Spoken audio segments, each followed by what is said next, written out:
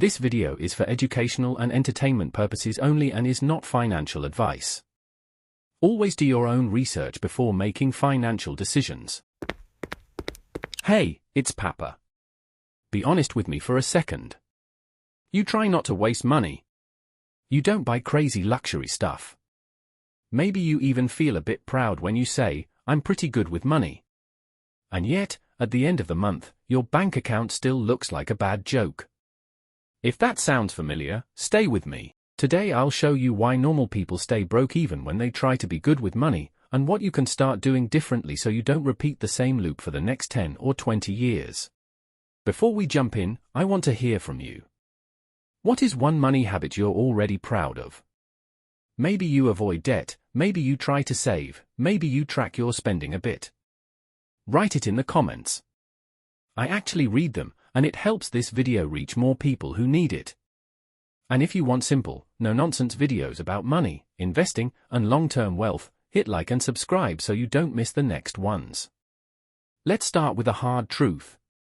Most people don't have a money plan. They have a money vibe. They say things like, "I'm careful with money. I don't buy stupid things. I don't go on expensive holidays." And they believe that's the same as having a solid financial strategy. But here's the problem: you can feel responsible and still be broke. You can feel frugal and still never build wealth. Why? Because money doesn't care about your intentions.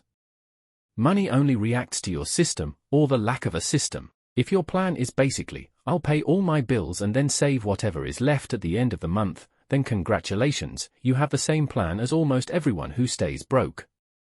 In the rest of this video, I'll show you the main reasons this approach keeps people stuck. As you listen, check which ones secretly apply to you. Reason number 1, you save last instead of first. This is how most paydays look: money comes in. You pay rent, bills, food, subscriptions, little online orders, maybe a night out, and then you tell yourself, if anything's left at the end of the month, I'll save it. Spoiler, there is almost never anything left. It's not because you are stupid or lazy.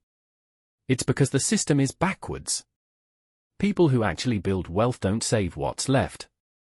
They pay themselves first. When money comes in, a fixed percentage goes immediately to savings or investing before the money has a chance to disappear. It doesn't have to be a huge number. Even 5 or 10%, done consistently, is infinitely better than whatever is left. Being good with money is not about feeling guilty every time you spend. It's about protecting part of your income from yourself by moving it away the moment it arrives. Reason number 2, short-term comfort beats long-term progress. You work hard all month. You're stressed, tired, maybe underpaid. So when money lands in your account, there's this little voice: "I deserve something nice. Just a small reward." And honestly, I get it. I like nice coffee and takeaway food too. The problem is when every month becomes a mini celebration. Nothing crazy on its own, but together it eats your future: frequent takeaways, constant little online orders, drinks and nights out because I had a tough week, upgrading gadgets just because. On paper, you don't look irresponsible. But year after year, all the "I deserve it" moments quietly block you from building any serious financial base. You get stuck in the comfort trap: "I don't feel poor, but I never really move forward." Being good with money doesn't mean never having fun. It means deciding in advance how much fun you can afford after you've taken care of future you. If you always protect your present comfort first, your future will pay the price. If you protect your future first, your present will need more discipline, but 10 years from now you'll be very, very glad you did. It doesn't have to be a huge number. Even 5 or 10%, done consistently, is infinitely better than whatever is left. Being good with money is not about feeling guilty every time you spend. It's about protecting part of your income from yourself by moving it away the moment it arrives. Reason number 3, you think you're saving, but you're not really building wealth. Here's the classic situation: you keep a bit of money in a regular bank account. No clear goal, no timeline. You call it savings. On one hand, that's good: having some cash is better than having nothing. On the other hand, with inflation, that money might slowly lose buying power every single year. Now, to be clear, having cash for emergencies is smart. Having a buffer so a broken washing machine doesn't destroy you financially is smart. But if all your long-term money just sits in cash, you're not really on the path to wealth. You're just a little bit less fragile. At some point, to stop staying broke long-term, you need to move from "I keep money in the bank" to "I own productive assets that can grow or pay me over time." That doesn't mean day trading or chasing hype. Often it means boring things like broad index funds, ETFs, and long-term investing with regular contributions. We'll go deep into how those work in other videos. For now, the key idea is simple: being good with money is not just about holding money, it's about eventually making your money work. Reason number 4, silent money leaks. You can be careful with spending. You can save a bit. You can even invest a little. And still feel like you're running in place. Very often, the real enemy is in the background: high-interest credit card balances, consumer loans for phones, cars or furniture, overdraft fees, subscriptions you forgot about, bank or investment fees you never check. People say, "I don't party, I don't buy luxury, why am I still broke?" Meanwhile, interest on debt is quietly compounding against them every month, and small recurring payments are chewing away their cash flow. We like to think money problems are about one big decision, like buying a house or a car. But for many people, it's actually the little automatic leaks that keep them stuck. Being serious about money means sitting down and asking, what do I pay interest on?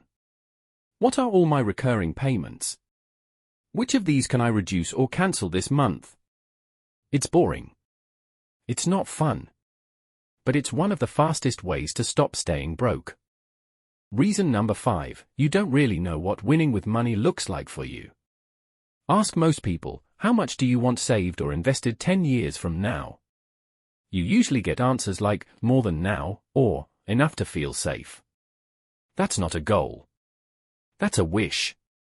Without a clear target, everything feels like a bit better or a bit worse, and you have no idea whether you're actually moving in the right direction. Now imagine you say something specific like, in 10 years, I want at least €20,000 invested, or, I want my investments to cover 1 month of my living costs every year. Suddenly you can estimate how much you roughly need to invest each month, check once a year if you're on track, and adjust if you're behind instead of just hoping it will be okay. Being good with money without a clear target is like going to the gym without tracking anything. You might feel healthy, but you have no idea if you're actually getting stronger. Alright, let's turn this into something practical. This is not personal financial advice. It's just an educational example of a simple framework you can think about and adapt to your own situation. For basic steps. Step 1. Find your leaks. Take one evening and list all your debts and interest rates, and all your subscriptions and recurring payments. Ask yourself, which of these can I cut, negotiate, or pay down faster? Step 2. Pay yourself first. Pick a realistic percentage, maybe 5%, 10%, or more if you can, and set up an automatic transfer on payday to a separate savings or investment account. Treat this like a non-negotiable bill for your future. You pay it before anything else. Step 3. Separate short-term cash from long-term investing. Keep some cash as an emergency buffer. But money you won't need for at least 5 years? That's the money you start learning how to invest long-term. Again, we'll talk about ETFs, index funds, and compounding in other videos. Step 4. Set a concrete long-term target. Choose a simple, clear goal, like €20,000 invested in the next 7 years, or enough invested to cover 1 month of expenses every year. Write it down.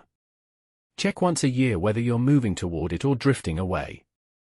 Let's quickly recap why normal people stay broke, even when they try to be responsible with money.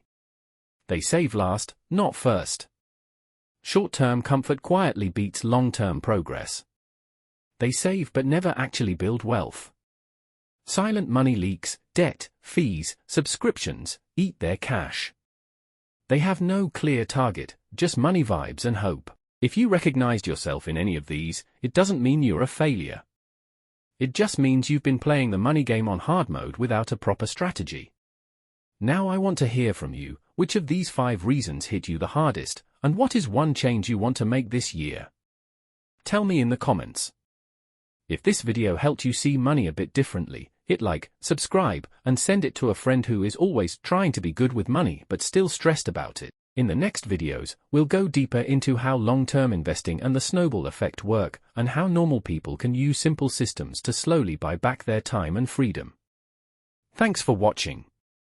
I'm Papa, and I'll see you in the next one.